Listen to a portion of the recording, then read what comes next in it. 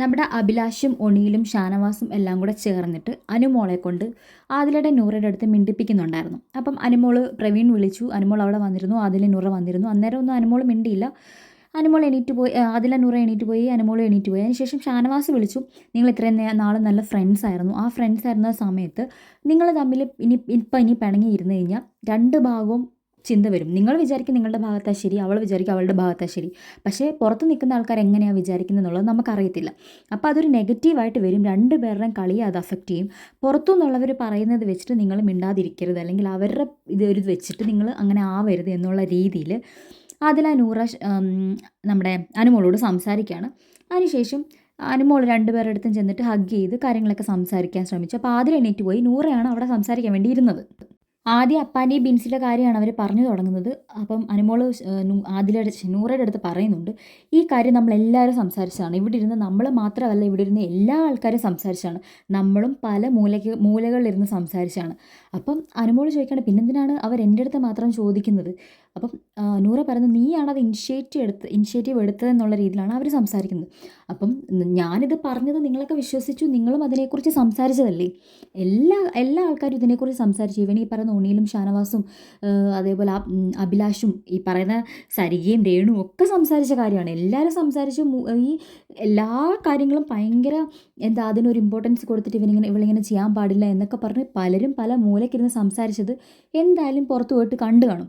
അപ്പം അവരെന്നെ മാത്രം ഇതിനകത്ത് ടാർഗറ്റ് ചെയ്ത് വന്നിട്ടുണ്ടെങ്കിൽ, അത് ഇത്രയും ആൾക്കാർ ചെയ്തിട്ടും എന്നെ മാത്രം അവർ പറഞ്ഞിട്ടുണ്ടെങ്കിൽ അവർക്ക് അതിനകത്തൊരു അജണ്ടയുണ്ട്. അവരത് മുൻകൂട്ടി പ്ലാൻ ചെയ്ത് എന്നെ തകർക്കാൻ വേണ്ടി വന്നതാണെന്ന് എനിക്കറിയാം. അതുകൊണ്ടാണ് ഞാനിവിടെ മിണ്ടാതിരിക്കുന്നത്. അതേപോലെ ശൈത്യയുടെ കാര്യം ചോദിച്ചപ്പോഴും പറയുന്നുണ്ട്, ശൈത്യയുടെ കാര്യത്തിലും എനിക്ക് ഇതേപോലെ തന്നെ അവളുടെ അടുത്ത് ഞാൻ ചിലപ്പം കോംപ്രമൈസ് ടോക്കിന് ലേറ്റർ പോയേനെ. പക്ഷേ ഞാൻ അങ്ങോട്ട് മാറിയിരുന്ന ആ നിമിഷം കൊണ്ട് അവളുടെ PR-ൻ്റെ കാര്യം, ഞാൻ പുറത്തൊരുത്തിനെ ചതിച്ചിട്ട് ഇവിടെ വന്ന് അനീഷേട്ടനെ ചതിച്ചെന്നും അവളിങ്ങനെ പറയാനൊന്നും ബാക്കിയില്ല. ആ ഒരൊറ്റ നിമിഷം കൊണ്ട് അവളുടെ മനസ്സിലുള്ള സകല ഇതും പുറത്തു വന്നു എന്നോടുള്ളത്. അത്രയും കറ്റി മനസ്സിൽ വെച്ചിട്ടാണ് അവൾ എന്നോട് മിണ്ടാൻ വരുന്നത്.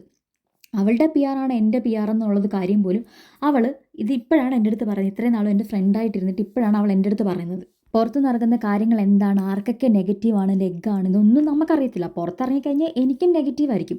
ഇപ്പം ഇവർ ആദ്യമായിട്ട് പുറത്തിറങ്ങി, അതായത് പെട്ടെന്ന് പുറത്തിറങ്ങിപ്പോയവർക്ക് നല്ല വിഷമമുണ്ട്, അവർ പെട്ടെന്ന് പോയതുകൊണ്ട്.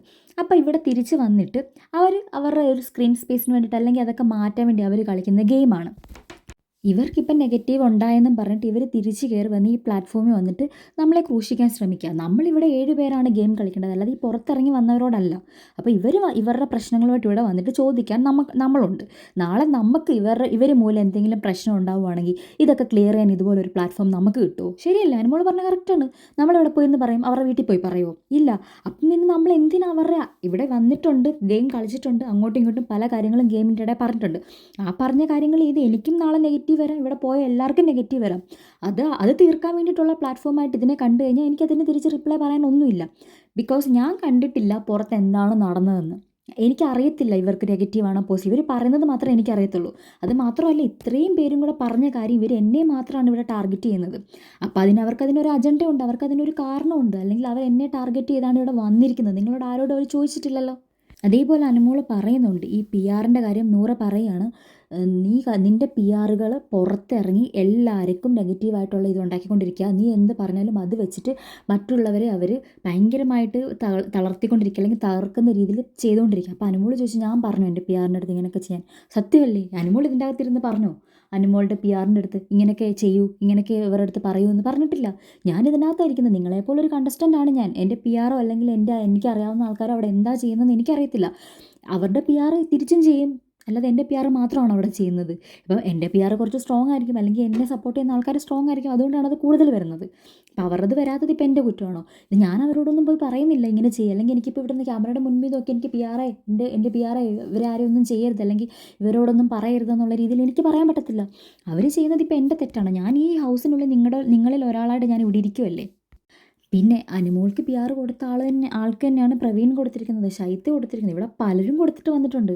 അനുമോൾ പറയുന്നുണ്ട്, ഞാനും ഇതുപോലെ 16 ലക്ഷം ഒന്നും കൊടുത്തിട്ടുണ്ടെന്ന് ഞാൻ ഒരു മനുഷ്യരോടും പറഞ്ഞിട്ടില്ല. ഇതൊക്കെ എന്നെ അടിക്കാനുള്ള കാര്യങ്ങളായിട്ടാണ് അവരെടുത്തിരിക്കുന്നത്. ഞാനിപ്പം 16 ലക്ഷം രൂപ കൊടുത്താൽ തന്നെ വന്ന ദിവസം തന്നെ, അല്ലെങ്കിൽ ആ ഒരാഴ്ച തന്നെ ഞാൻ ബിൻസിയോട് പോയി പറയുമോ? ബിൻസി ഞാനും തമ്മിൽ അതിന് മാത്രം എന്ത് ബന്ധമുള്ളത്?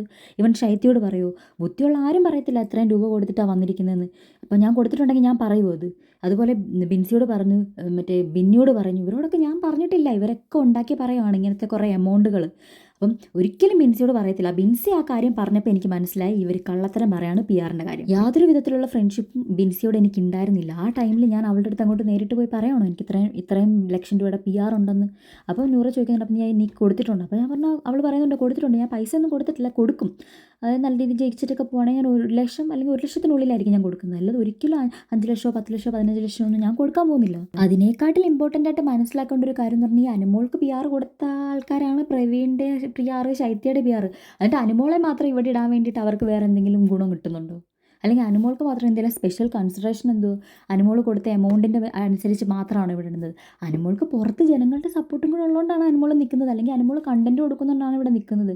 അല്ലെങ്കിൽ അനുമോളുടെ ഭാഗത്ത് നിന്ന് എന്തെങ്കിലും പോസിറ്റീവ് ഉണ്ടെന്ന് മറ്റുള്ളവർക്ക് തോന്നിയിട്ടാണ് അനുമോൾ ഇവിടെ നിൽക്കുന്നത്. അല്ലാതെ ഒരിക്കലും ഒരു PR-ൻ്റെ ബലത്തിൽ മാത്രമല്ല. അപ്പോൾ എല്ലാവരും കൂടെ പറഞ്ഞ് സ്ഥാപിക്കാൻ നോക്കുന്നത് ഇതാണ്, അനുമോൾ PR-ൻ്റെ ബലത്തിലാണ് നിൽക്കുന്നതെന്നും അനുമോൾ ഇവിടെ നിൽക്കാൻ വേറെ യോഗ്യത ഒന്നുമില്ലെന്നും അനുമോളെ ഏതൊക്കെ രീതിയിൽ തകർക്കാൻ വേണ്ടി എന്തൊക്കെ ചെയ്യാൻ പറ്റുമെന്നും ഉള്ളൊരു പുതിയൊരു മോട്ടീവായിട്ടാണ് അവരിവിടെ വന്നേക്കുന്നത്. അപ്പം ഇതിനകത്തൊന്നും നമ്മൾ പോയി വീഴരുത് എന്നുള്ള കാര്യം, നമ്മൾ തമ്മിൽ കളിക്കുക, 7 പേര് തമ്മിൽ കളിക്കുക. നമ്മളിപ്പോൾ അവരുടെ അടുത്തല്ല ഗെയിം കളിക്കേണ്ടത്, നമ്മൾ 7 പേര് തമ്മിലാണ്, അവർ പുറത്തുനിന്ന് വന്ന ആൾക്കാരാണ് എന്നുള്ള രീതിയിലൊക്കെ നൂറെ പറയുന്നുണ്ട്, പറഞ്ഞ് മനസ്സിലാക്കി കൊടുക്കുന്നുണ്ട് അനുമോൾ. അപ്പോൾ നൂറെ ഇനി നാളെ ചെന്ന് മറ്റുള്ളവരോട് എന്ത് പോയി പറയും എന്നുള്ളത് ദൈവം തമ്പുരാനെ മാത്രമേ അറിയത്തുള്ളൂ.